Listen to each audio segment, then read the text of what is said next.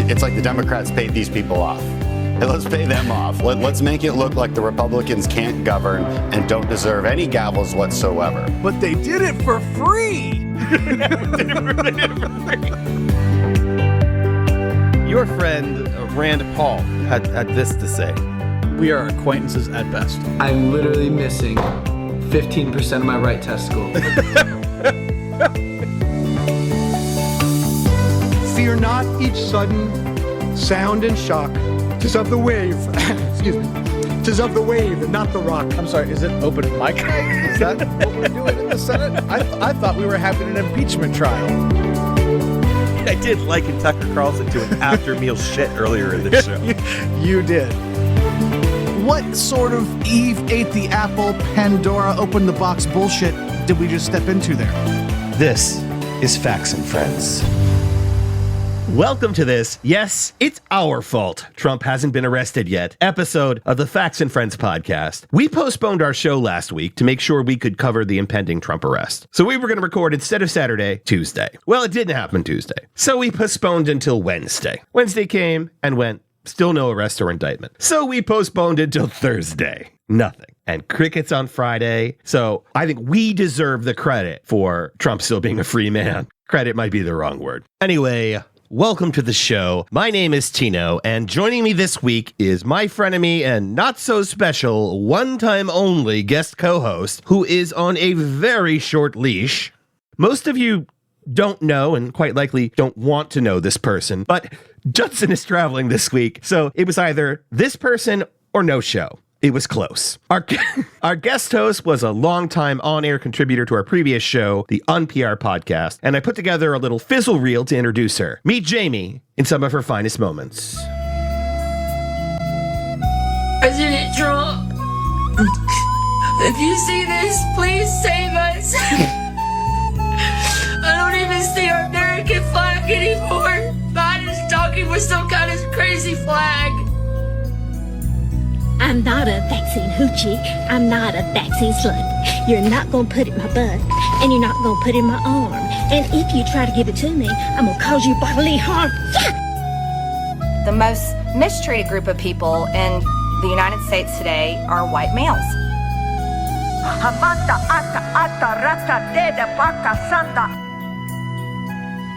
Those were indeed some of your finest moments, Jamie. Yeah, no, I stand by every single thing I said.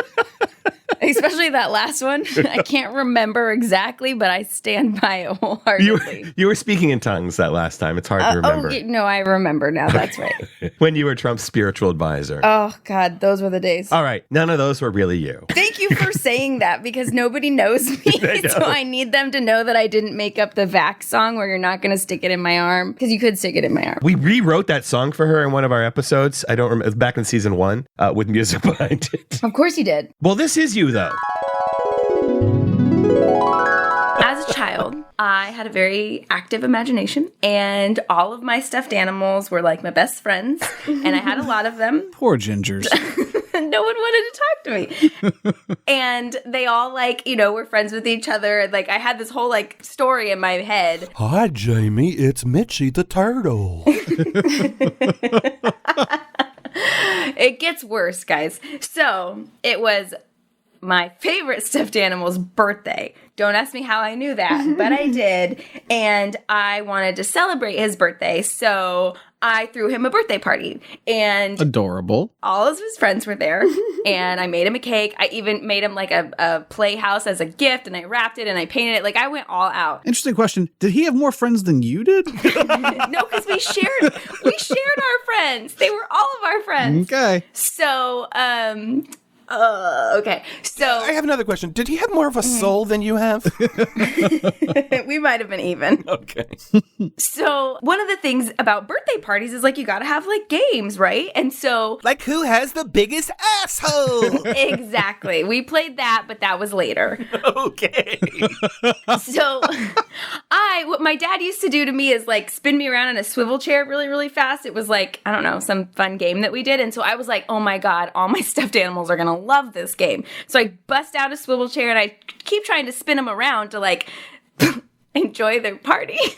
This is so ridiculous. But they kept flying off because, they're stuffed animals. They're not fucking people that have a center of gravity. So I decided that, because I was also a very intelligent engineer. So I you didn't eat spiders and swallow marbles. Oh no, this gets worse. Okay, so I tied up the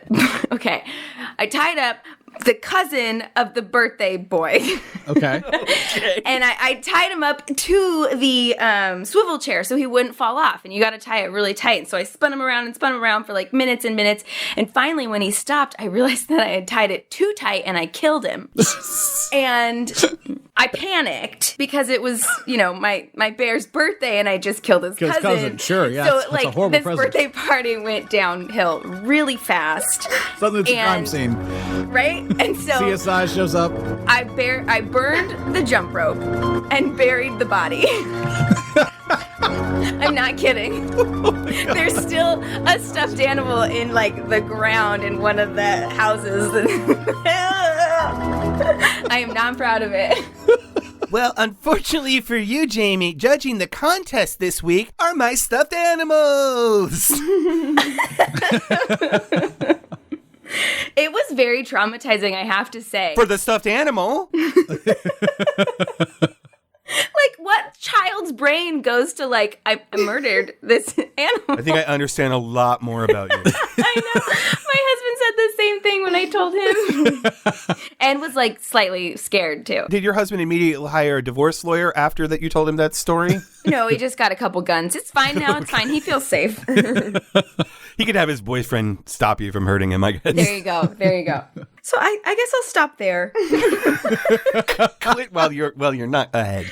I know. Oh my God.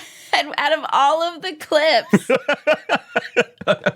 No, Jamie. There are a lot more clips coming. God damn it. Okay, well, I hope the rest don't make me sound even more like a sociopath. Well, the question I have for you now, this is 6 years later, is which husband are you on? And where are the other ones buried? And when is your true crime Netflix documentary coming out? So they asked if you would do an interview, and I said you might want to get someone else. I don't really want Tino talking about my history.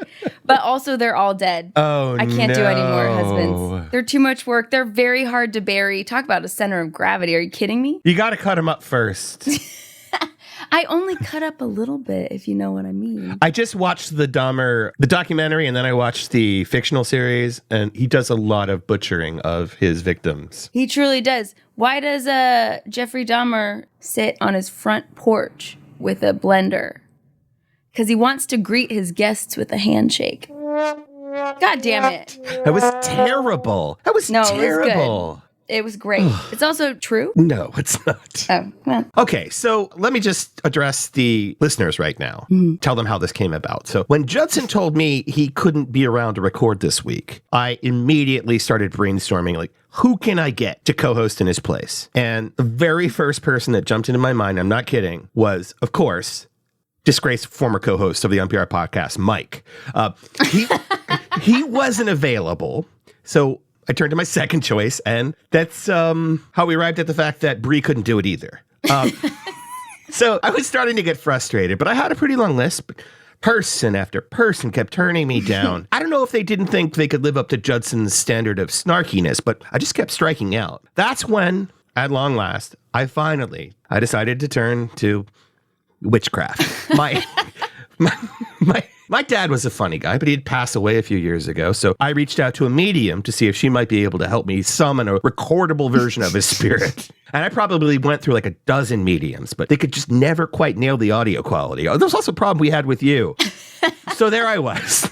I had two options left. I could cancel the show, or I could call you, Jamie. Both terrible options. So I just flipped a coin, and listeners, you lost. Welcome to the show, Jamie. Thank you. God, I feel so welcomed. Everyone's very excited. That's got to be one of the warmest welcomes you've ever received, right? That's true. From you, I feel very loved right now. we're going to chit chat in a second here, but let me just tell folks what's on the show. We have a ton of show this week. We're going to kick things off, getting to know Jamie a little better, and then we're going to go over the people and events surrounding the arrest that wasn't, or at least isn't yet. We'll also take a closer look at our own LGBTQ lives in the context of the right's escalation of its war on queer people, and we'll finish things off with a head-on collision between Cooking with Tino and Technology Today with Jamie, which, as you probably guessed, will result in more than one person losing their genitals. Not us, I hope. I'm not holding my breath. Before we jump into politics, Jamie, would you like to, in your own words, tell our listeners a little bit about yourself? And if you could, please keep scissoring out of the explanation. Jamie and I did a tech call earlier today, and half the time was spent talking about scissoring. It seems Your like you half. didn't know very much about scissoring, and it felt a little homophobic. Can I say that? So we're doing a sound check, right? And Jamie's like, I'm going to talk about scissoring. But all she's doing is showing me scissoring with her hands, and it's a sound check. And I'm just like, Jamie, I can't hear you do that with your hand. If you listened hard enough, you could have heard the hand noises. That's what I was trying to get you to understand about scissoring, is there's a lot of hand noises. So way back, Jamie and I used to work together in an office, like in an office job. Like real office those days. Yeah. And Jamie, if you want, like when you're introducing yourself, you can tell them what a great boss I was.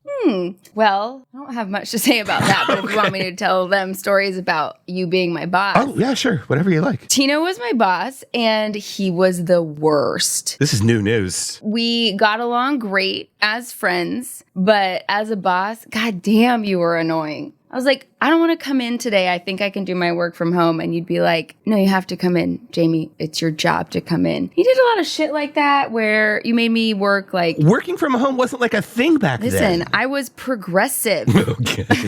All I remember is that I kept wanting to do things and you kept saying no. You were like a fucking brick wall. I gave you invaluable feedback on your wedding invitations. I remember that. You didn't take that feedback because it was terrible. No, the invitations were terrible. And I let you know, like in a staff meeting. You did, yeah, in front of everyone. And then also I had a very sad day where it snowed a bunch and there was like a mouse in my apartment and I didn't know what to do with it because we don't have mice in California. We probably do, but I don't think we do. So like I left. I couldn't handle. I was told my partner and a friend of mine, like, can you guys deal with this mouse? I'm going to go outside and wait. You murdered it with a pen. Okay. Yes, I didn't. Somebody else stabbed it in the face with a pen. I was not there for it. Had I been there, things would have turned out differently. But I was very traumatized. I came into work the next day. I told Tino all about it. And then, I don't know, like 4 hours later, there's a group all staff email that goes out. And it's just a picture of a mouse that's got like a photoshopped pen in the middle of its head. And it says something like, I just wanted to feed my family and I got stabbed in the face at Jamie's house. Or something to that effect.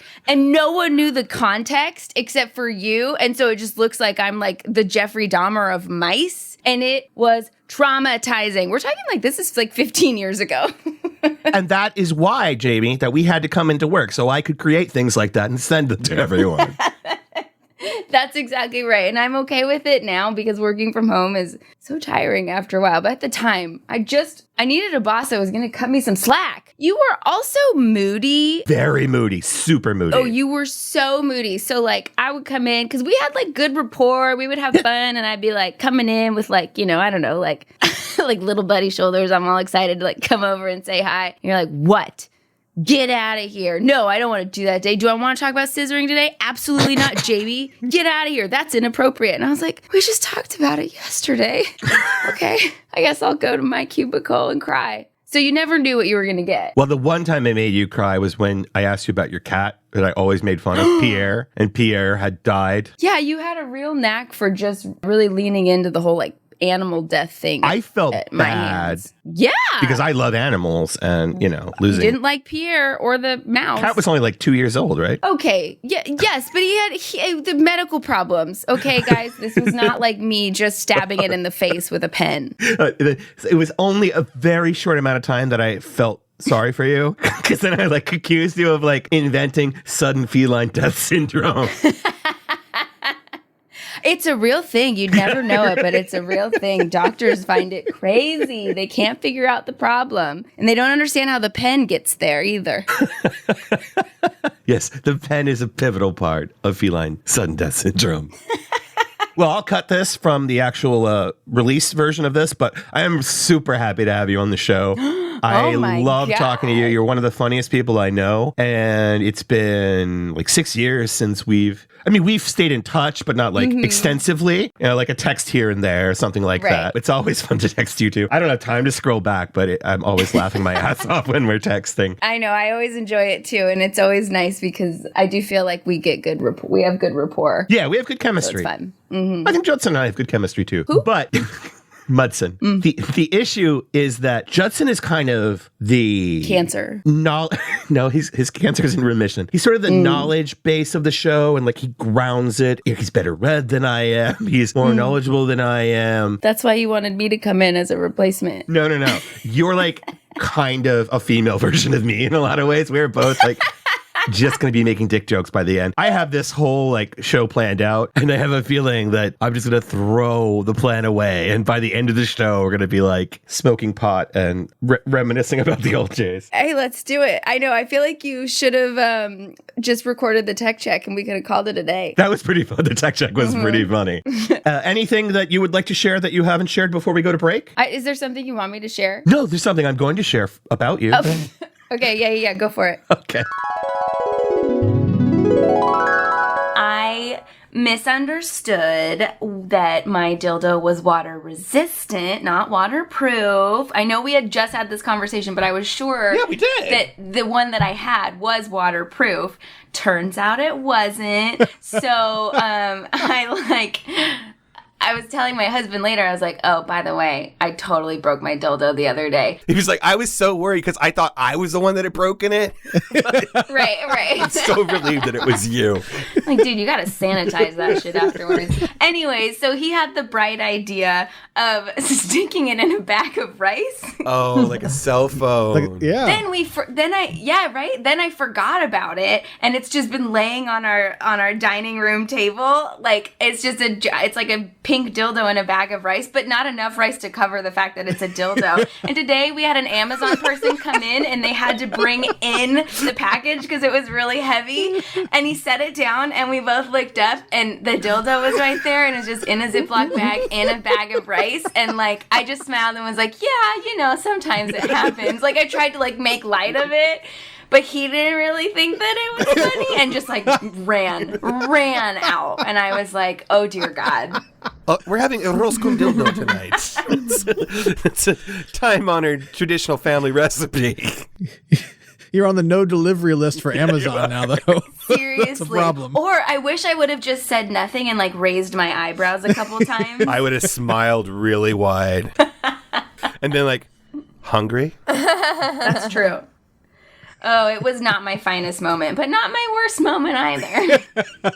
And don't worry, everybody. It works again. The rice works. Yay! It works? It works? It does. It works again. So That's amazing. It's the best. Way to go, Jamie's husband. I know. He was really smart. I'm guessing that's not the first dildo he's had to fix. So. And it won't be the last. I know. I told him, I was like, I put it underwater. He was like, why? Don't you know? And I was like, oh, you knew. I didn't. Jamie, can you send me your recipe for sticky rice?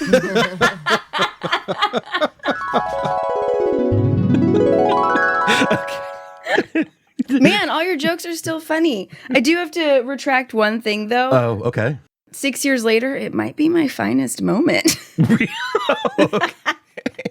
I'm just saying it hasn't been all roses and rainbows from here on out. So it was a pretty good moment. Okay. Oh, and also that Amazon driver and I are married now.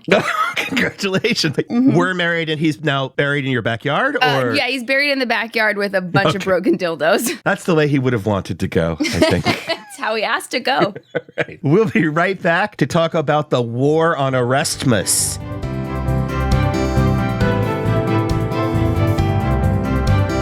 The Facts and Friends podcast is brought to you by people like you. More and more, corporate America is taking over the podcast scene. Your support helps stave off a complete takeover. Please take a moment to share the podcast with your friends and followers via social media or word of mouth. And don't forget to leave us a 5-star review on Apple Podcasts. Thank you so much for helping out. It really does mean a lot.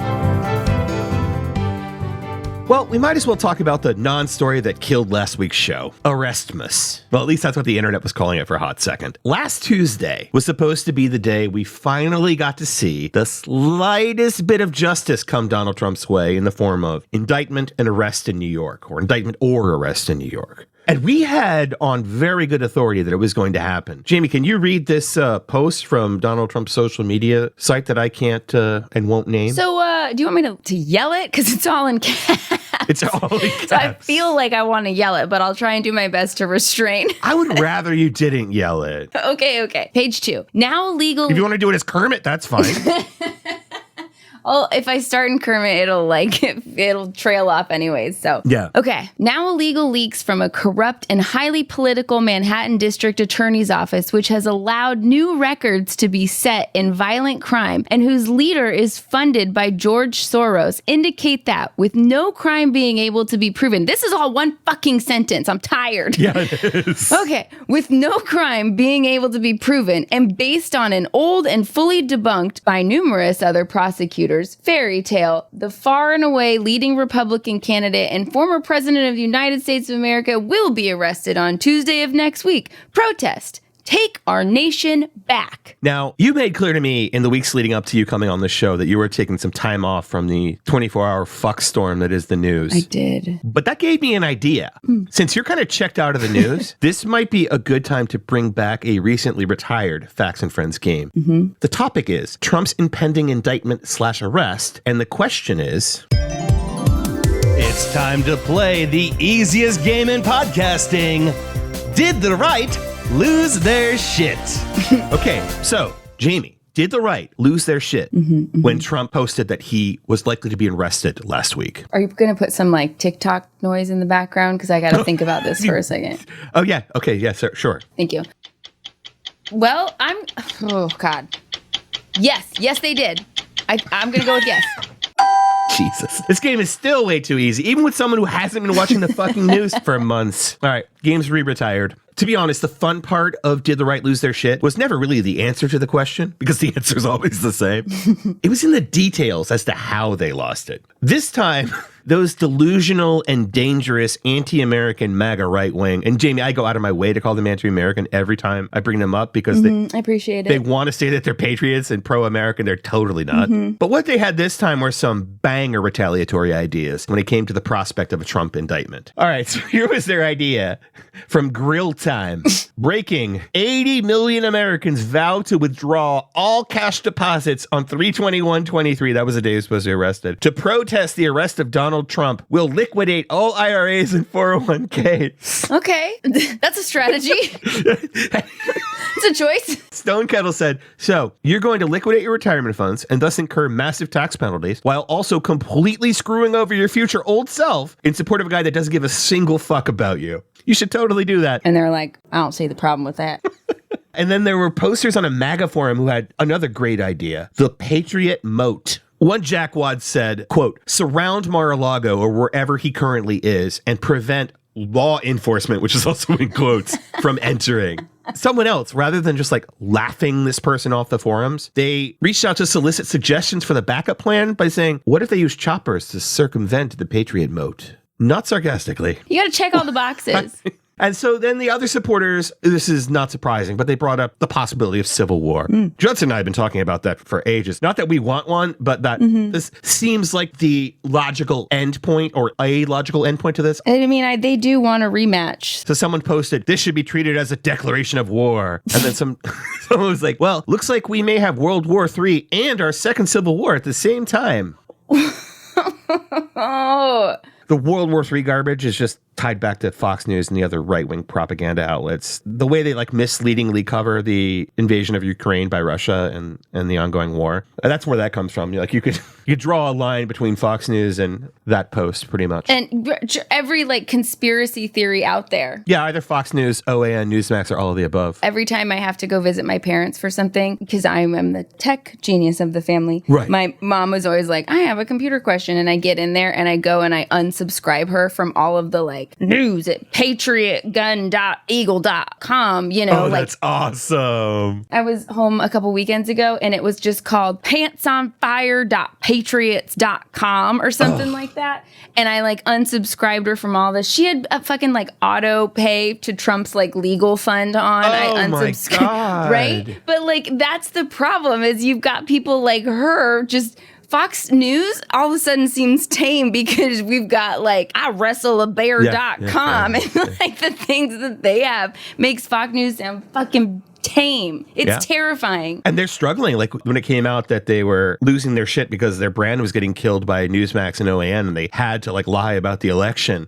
They don't want to go as far as some of these sites are, and they kind of have to. That's where you get Tucker Carlson. Just asking questions, suggesting things, not coming right out and saying Side note, I fucking hate that guy. Oh, he is the worst. Yeah. So then there's this cute little Jim. Hold the fucking line, guys. Don't be afraid to use your constitutional rights. Remember 2A, the Second Amendment. Remember 2A is there in case 1A fails. Oh, God. How is the fucking First Amendment even involved there? And is 2A there in case any of them fail, except the ones that like are like pro women and like people of color, and then 2A is their bullshit excuse to like be violent and threaten people.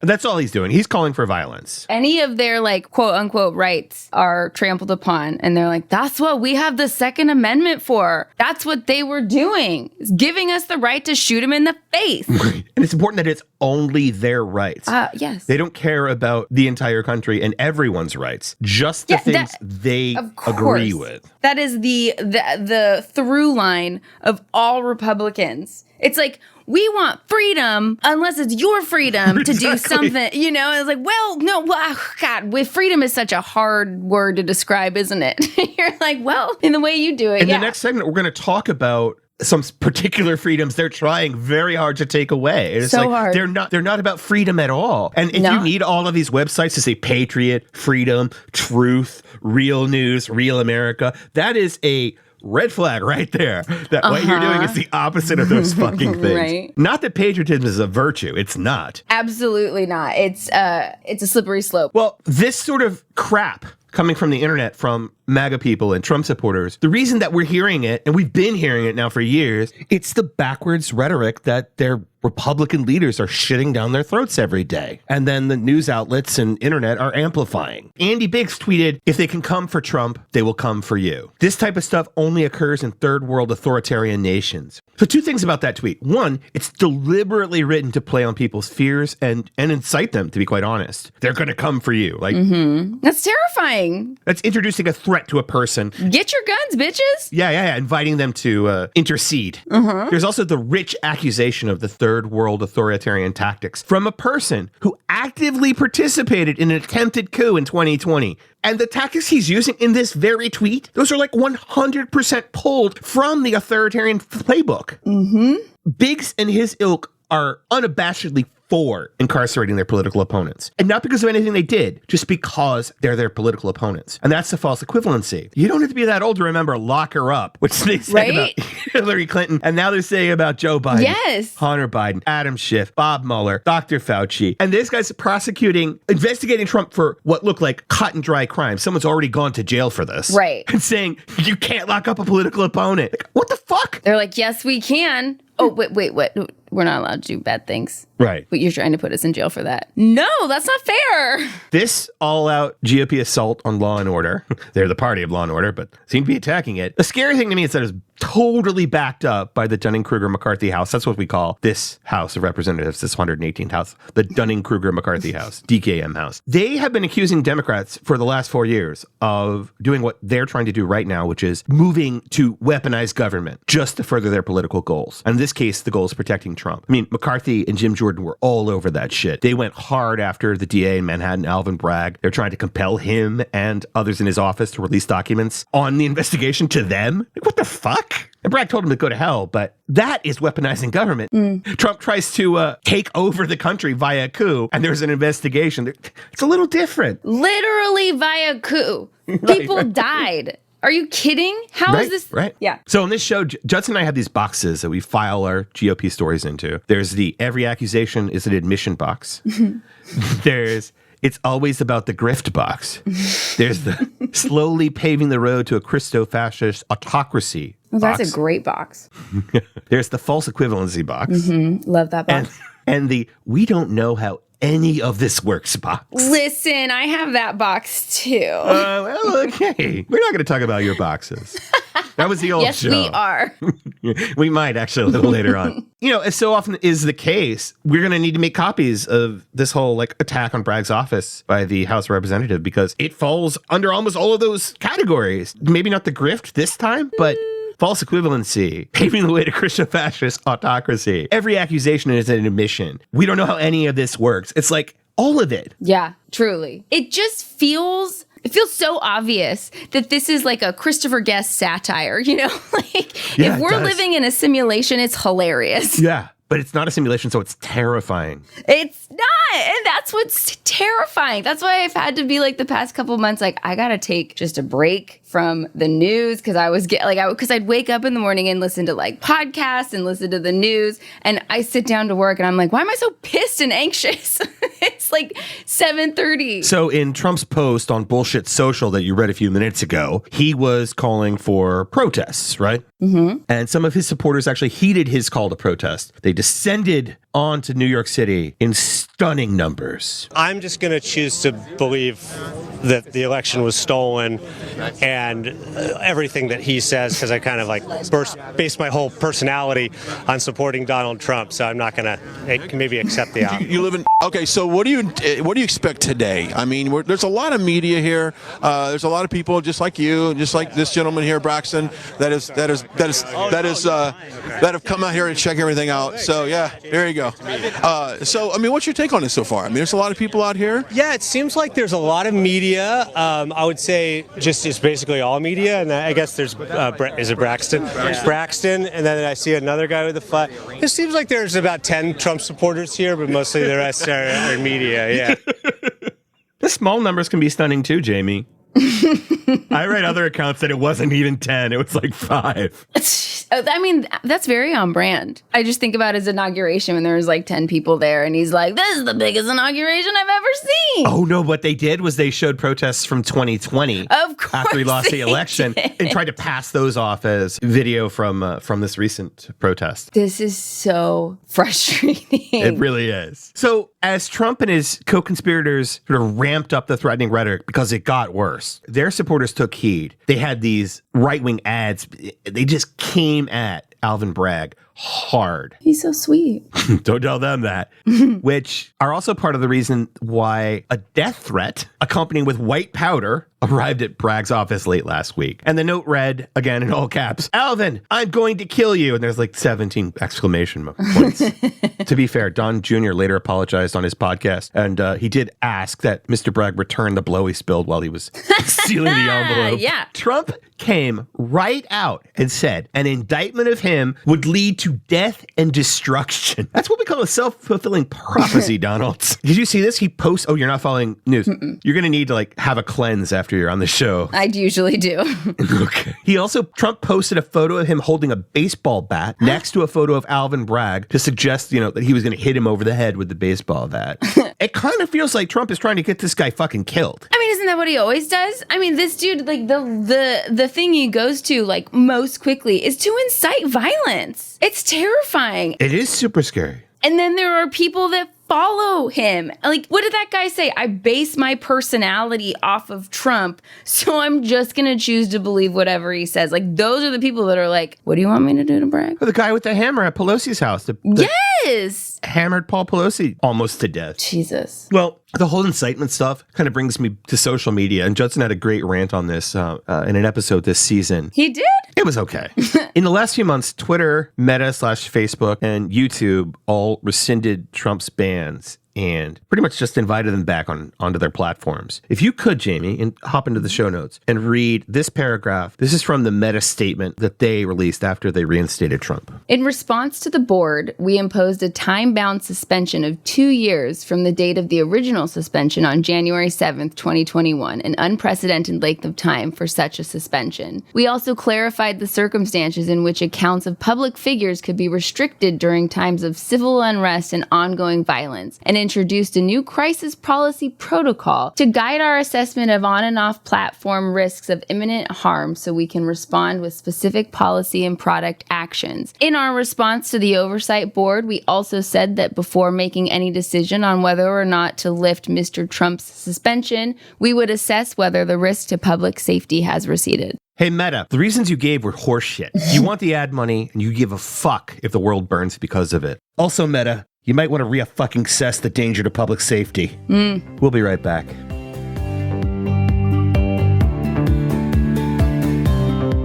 Hey FNFers, Judson here. Tino and I are always looking to interact more with our fantastic audience. If you have questions, ideas, complaints, or just need a friend, you can reach out to us at factsandfriends@gmail.com. That's facts, the letter N, friends@gmail. And if you want to make a more intimate connection, I'm on Twitter at thefaultinmyarse. Again, the fault, the letter N, my arse. And you can find Tino at Uncle Tortilla. We can't wait to hear from you.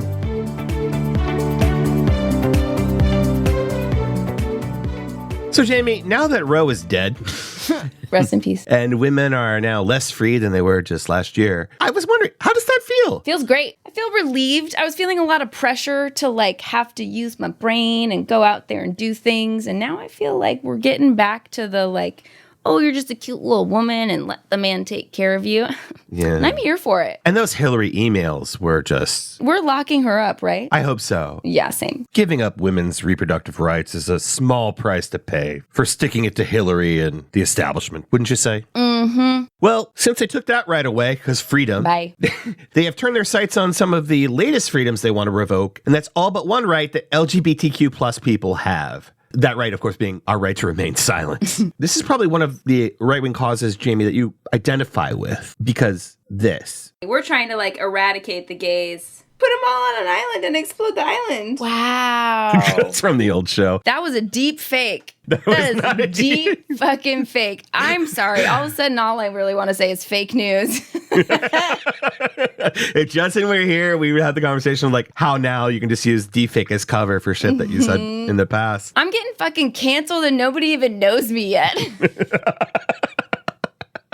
Well, in all seriousness, the anti-LGBTQ plus push by the right has just reached this fever pitch. It is really such that rarely a week goes by in which we don't see or hear a clip like this 12-year-old at a local government hearing. My name's Lola Smith. I'm 12 years old and I'm non-binary. I'm going to go out on a limb and guess that most folk here haven't been 12 in quite some time. I bet you remember a little bit of it though.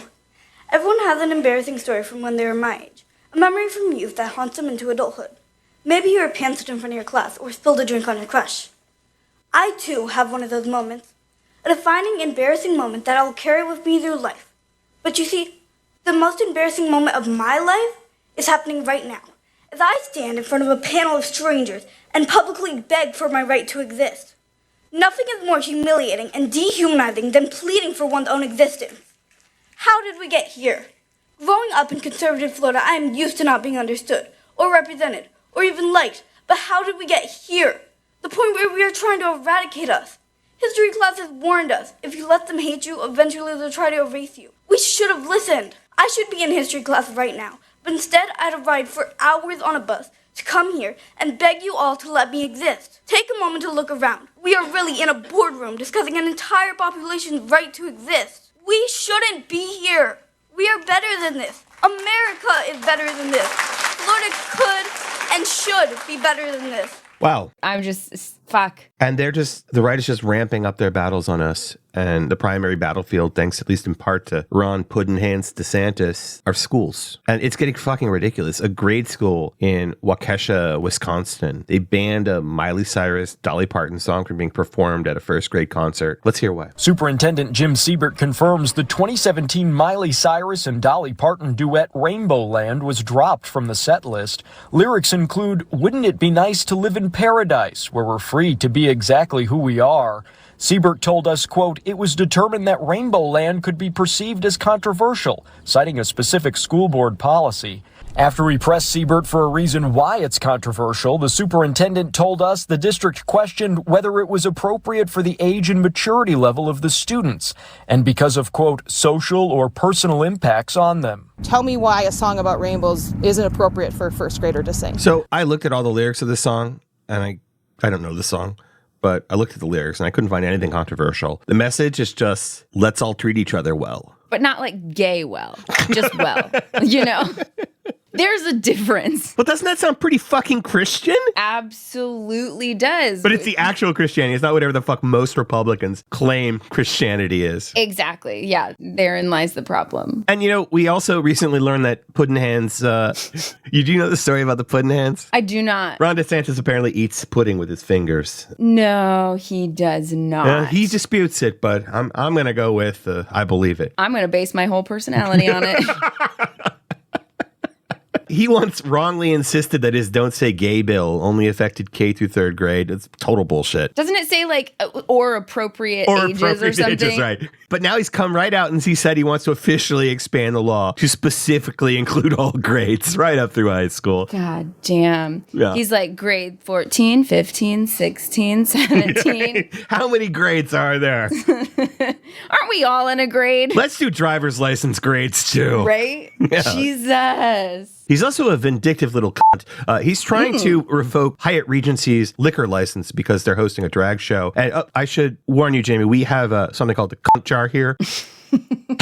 Me too. Go on. Well, our cunt jar is if you say the C word, you have to put $1 in the jar. Oh, my cunt jar is something slightly different. Okay, I don't think we need to hear about that. Can you tell me more about yours? Let's just move on from cunts and jars. I got some stuff to say. But yeah, he's trying to revoke a hotel's liquor license because they're hosting a fucking drag show. And now you have these homophobic wannabe vigilantes terrorizing people who attend drag shows, right? Mm-hmm. There was this one really funny example where I guess one of the Proud Boys, and just a reminder, Jamie, I don't know if you even know this, but this is the song from which these protectors of all things straight, the Proud Boys, got their name. Proud of your boy.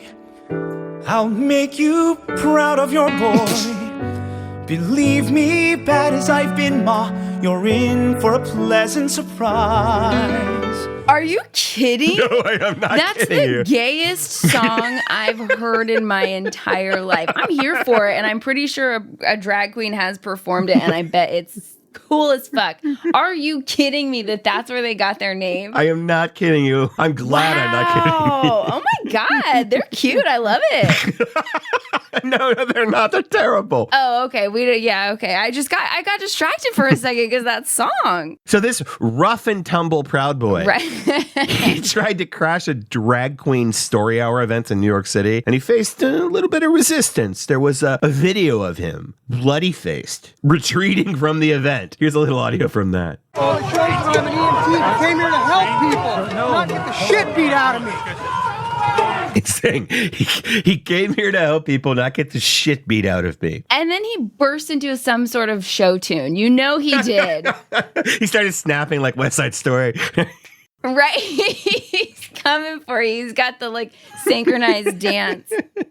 Well, the tweet where I saw this story commented, this is it's delicious. The quote is, "So not that proud."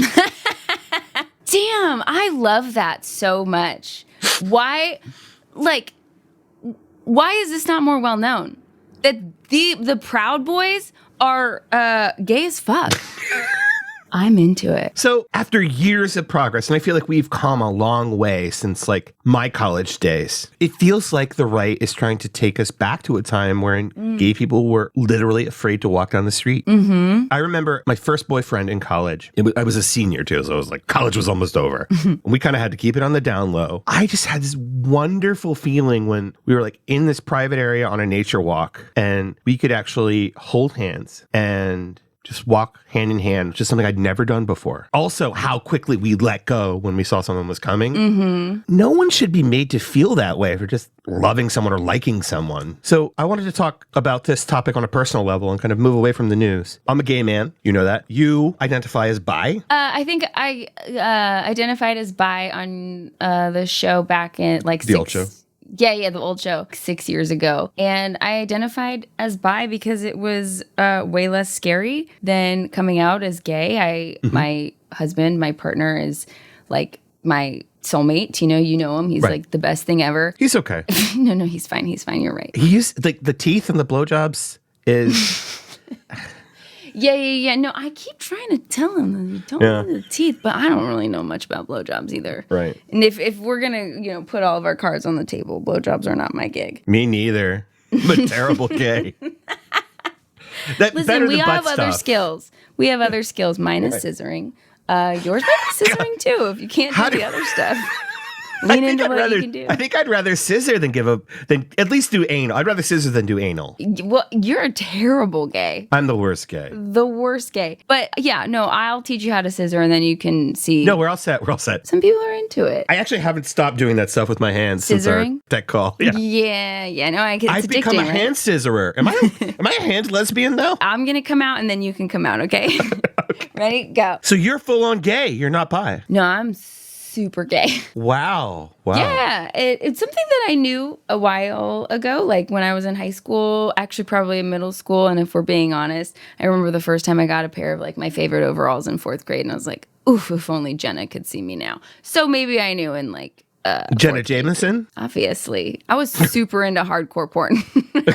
4th grader, I was like the coolest. During our tech check today, Jamie shared her screen and she's looking for a file that she had just saved of a recording. She has so much fucking porn on her work computer. It's insane. I don't know if I have that much porn on my home computer. My computer is smoking a little bit right now. Is that okay? Yeah. It's like, it's fine. As the tech corner will show later, I'm doing great with technology. I can figure it out. But yeah, I came out as bi 6 years ago on the show, and I had like come out as bi to my husband, and he was like, I know. That's cute. I know, it's very sweet. Yeah, so my first experience, my first relationship with, anybody really, was with a female. You were a kid? I was 16 to 19, something like that. And you were like super Christian back then, right? Yeah, I sure was. Like you turned in your best friend for masturbating at a like Bible study group, Christian. That's how Christian you were. You know, I'm about to turn you in for being a bad gay.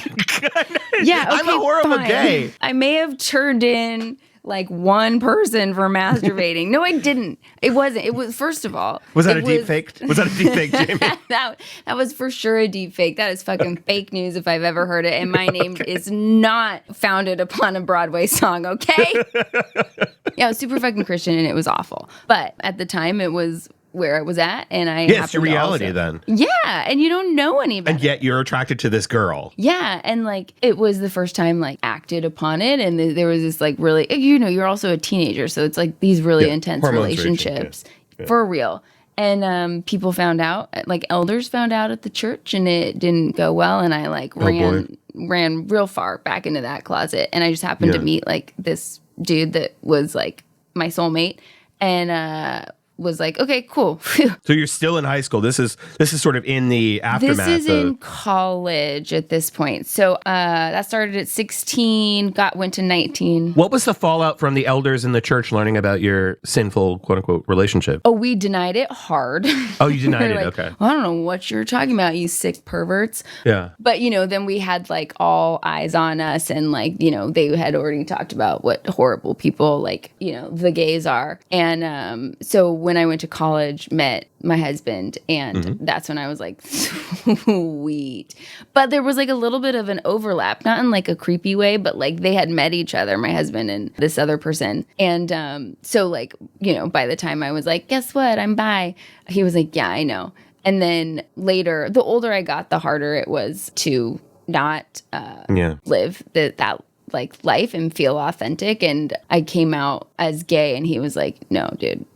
I know. Oh, he knew that too. Yeah. I mean, I think it was a little bit more of a surprise, but like having we've been together for like almost 20 years. Yeah. It was really weird to come out in like a hetero relationship. Part of you had to feel good. Oh no, 100% of me. I didn't realize that there was like an elephant on my chest until I like said it out loud. When I talked to you today during the tech check, for real, and I could see you were on camera and you looked radiant and stunning. I think you said gorgeous. You did look gorgeous. And yeah, like, let's just highlight that a bit. The cheekbones were on fire. We'll cut all this. You look fantastic. Like, you had a glow about you that I felt like you never had before. And we saw each other almost every day for like years. We did. You were just like a different person. That's why, like, you know, I hate complimenting you. I know this is hard for you, and I am living for it. I was like showering you with praise, and it's just like that was how taken aback I was. You just seemed like a new person, like someone who could be alive finally. Yeah, that's what it feels like. The past couple years, I've like slowly over and over again come out, and I told my best friend, who's been my best friend since like 7th grade, and she's like my husband's like biggest fan, and so like I was kind of afraid to tell her just because like, you know, Tina, like all the weird like shame that isn't like logical comes with it. But I told her, her and I got to hang out together for a week. She had just had a baby, so I was just like, I'm gonna go and be with her. So we just had like all of this quality time. And after the week we were together, she was taking me to the airport, and she's like, I've never seen you this like authentic. She's like, you carry yourself differently. You seem genuinely like a different person. And I'm like, I've never felt like this before. And it just feels like I didn't know that I so badly needed to like come out and say that. And so like, you know, that has required some like reimagining current relationships. Because you're still married to your husband, right? Mm-hmm. We are trying, you know, we're doing the poly thing right now, and it's working. Good. I like have a lot of like grief and sadness over like that person in high school now, you know. I just want to like give her a hug and be like, sure. But also like I wouldn't be here had that gone that way. But it's just really fucking sad, and I didn't even know how like I got lucky. I got lucky in the sense that like I know how hard it is for some people, and they hide and are like dying inside, and I really felt like, you know, my partner's like the best human in the world. He's a really cool guy. So this might be really weird, and please say like fuck no if you don't want to do it, but Scissor. Jesus. I actually have audio of you talking about your sexuality from 6 years ago. Yeah, I'm super, super curious. Okay. So the question that I just asked you is to tell the audience what pride means to you. So pride to me, unlike Tino, I don't necessarily have a very complicated relationship because it wasn't something that I identified with for a long time, and I was lucky enough, and I say lucky in the sense that I avoided a lot of like heartbreak. I would say probably my first love was a woman, actually, and like the older I get, the more I identify as like bi or queer, but I get to live a very, like Tino said, hetero life cycle. Us heteros have a different life cycle. Please let it end soon. Lifestyle. I did not have to endure most of the things that really are part of growing up in the LGBT, the gay experience for a lot of people. And I know that that's really hard. And so I try and be very, very appreciative of that. It's so fascinating to hear me say that about like recognizing like there's so much privilege that I had by getting to exist in like this cis hetero relationship and like basically pass, you know. Right. But now as somebody that's like felt all of this freedom in feeling like authentic and really like getting to be that person and like getting to exist in spaces and in a world where like I'm like super proud to say it. There's like quite a bit of shame and guilt around feeling like I took the easy way out. You know, like there's like a new found like pride now feels slightly different because I feel almost like I didn't pull my weight. Because, you know, like I talked to other people, other queer people that came out later in life, and they say like, oh my God, I didn't even know. And there's a part of me that's like, I just fucking bailed. And there's a lot of guilt and like shame that comes with that, which is interesting to just hear, you know, 6 years ago. That was like a slightly different vantage point, but like, yeah, that was there. Well, you sound really like you really believe what you're saying, and I was kind of wonder, like, were you fooling yourself, or were you? Well, here's the thing: like when you like, you know, I've had friends that were in hetero relationships and got divorced, but their relationships were shitty. Mm-hmm. I have a great relationship with my partner. And so part of me was like, why am I picking at a scab? Like, marriage is compromise. Marriage is a lifetime partnership. It looks like many different things over your life. And it just felt like, why open that door, you know? Right. And so I did believe it. I did think like identifying as bi and like acknowledging that part of myself felt authentic, but I didn't need to like dive deeper. And I remember when my partner and I opened our relationship originally, like before poly, we tried like ethical non-monogamy. And I remember telling a friend of mine, like, the one thing I'm slightly afraid of is that like it's going to confirm the thing that I've thought forever, which is that I'm not bi, I'm gay. And that felt like something that all of a sudden I had to be like, are you ready for that? And what does that mean? Does it mean anything? Does it mean nothing? Does it mean everything? That moment where you put the word to the feelings that have always been there. Yes. Is such a powerful moment. I mean, you never forget what the moment it happens. And I remember I was 13 years old. I remember the exact night. I remember where I was. I remember what the room looked like. And it's just like, I started crying. Like, I realized, I was like, I'm that. Yes. Yeah, 100%. And I just like, I hear that and I think 13 and it's like, fuck, man. It's so amazing and impressive when like people come out when they're that young, because like I didn't come out. Oh god, I didn't come out of college. But you came into like yourself, right? I knew I was. Yeah, I knew. I knew what I was. I was 13, and then I like the year later, I got accepted to an all boys private Catholic school. I bet you did. I was reading the rule book or whatever, and it's like, you know, you have to take a shower after PE, and that's the first time in my life where I considered killing myself, because it's just like. Yeah. I'm going to get an erection. I'm a fucking 14-year-old boy. I'm going to be super turned on, like seeing all these naked guys my age. There's no way out. The only way out is to kill myself. I remember being on a bus and having that sort of conversation in my head with myself and like coming to the conclusion that was the only way. Luckily, I'm a fucking coward, so I didn't. But yeah. It was Jesus. I mean, coward is not the right word, but I get that. I remember one time in the shower, like I always kept my eyes closed. One time I had to open my eyes, like grab my towel or whatever, and it's just like I felt myself starting to get a boner, and it's just like I ran out of there. Yeah. But I would try to leave PE early and shower early. I was just gonna say that's when you gotta lean into like, no, I'm not gay. I just have weird fucking kinks. Your feet are so hot. You know, like this shower is turning me on, you know, like you gotta just like make up something wild because it feels better than being like, no, I'm gay. So I shouldn't have told the guy, that ass you got is not quitting. I should. Well, I mean, did it quit or did it not? You got to be honest. It's Catholic school, right? It's Catholic school. He's like, yeah, I'm sorry, I'm taken. Father Riley has me up. He's like, yeah. But actually, Father John just broke up with Jeremiah over there, so give that a shot. He's feeling very vulnerable. Oh my God, I hate myself.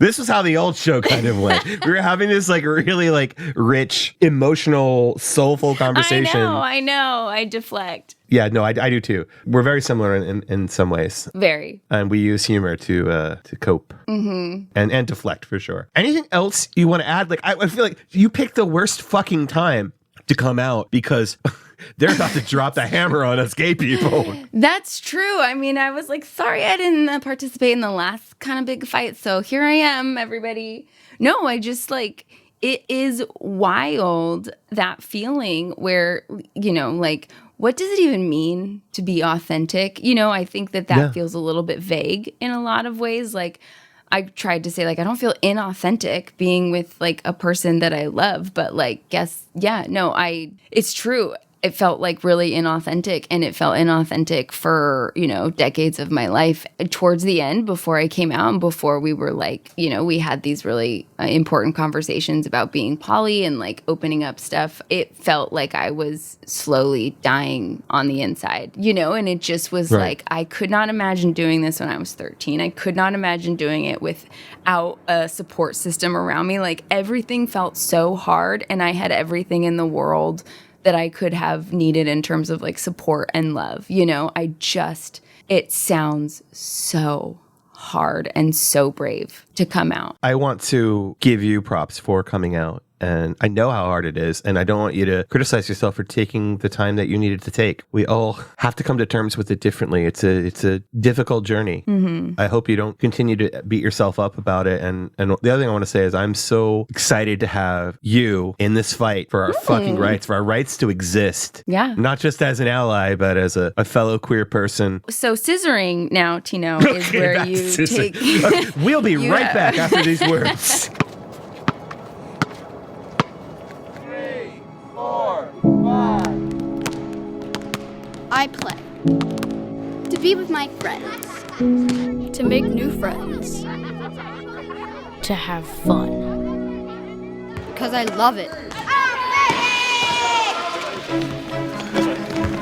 I play. To try something new. To push myself. To be part of a team. Team on 3. Ready? I play. To belong. I play. To have fun.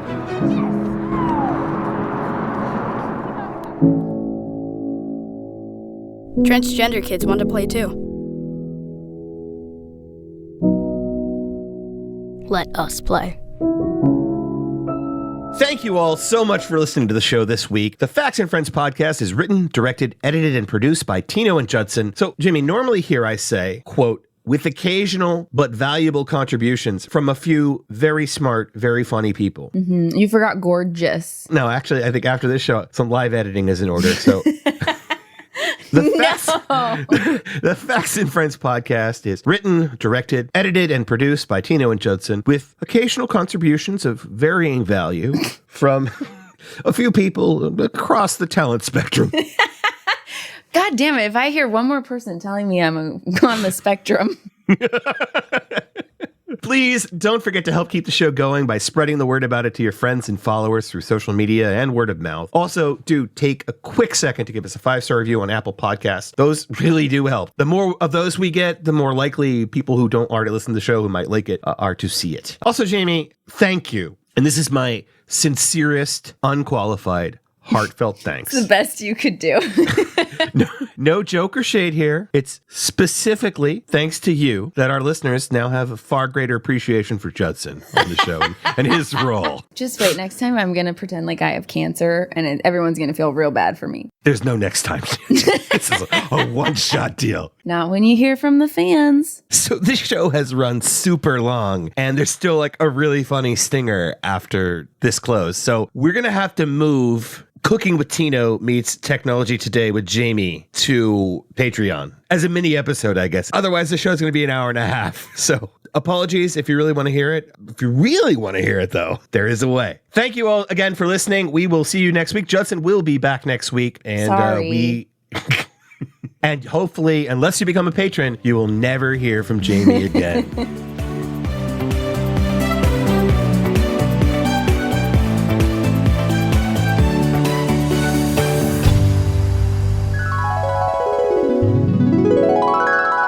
There's a penis museum in Iceland. End of story.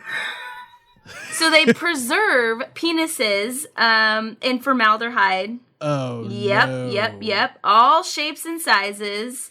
They have penises and penile parts. Apparently that's different from all different animals, mammals, whales to bears, cats. Oh, whales have huge dicks. Sorry. Please don't sound so aroused by that, Bree. Or experienced. Sorry. So it started out as a joke and grew from Bree there. wants to save the whales. She's doing it for a very, very personal reason. Only the sperm whales. Oh, God. Okay, so it started out as a joke and it grew from there, much like many penises we all know, I'm sure.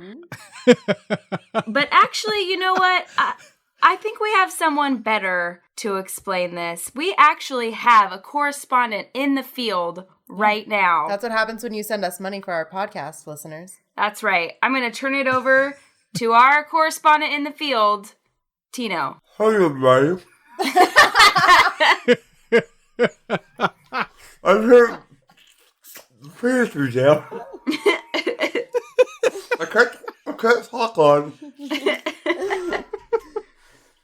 It's cool. Bye. You should totally go see it.